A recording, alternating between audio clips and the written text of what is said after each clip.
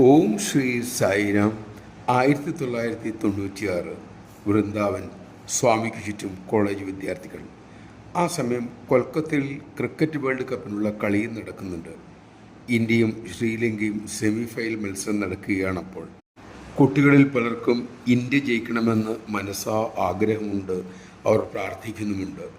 കുട്ടികളുടെ മനസ്സ് വായിച്ച് സ്വാമി പുഞ്ചിരിയോടെ പറഞ്ഞു, ഇപ്പോൾ ഭാരതവും ശ്രീലങ്കയും തമ്മിൽ കളി നടക്കുകയാണ്.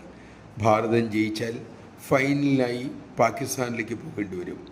അവിടെ ഭീകരന്മാർ ഇന്ത്യൻ ടീമിനായി കാത്തിരിക്കുന്നു. അപകട സാധ്യതയും ഉണ്ട്.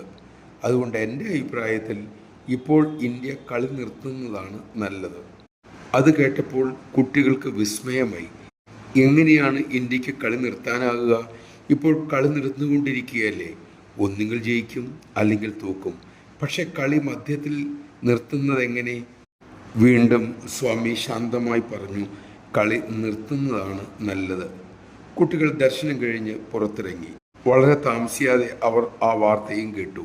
അധികാരികൾ ക്രിക്കറ്റ് കളി നിർത്തിവച്ചിരിക്കുന്നു. കാരണം ജനക്കൂട്ടത്തെ നിയന്ത്രിക്കാൻ സാധിക്കുന്നില്ല.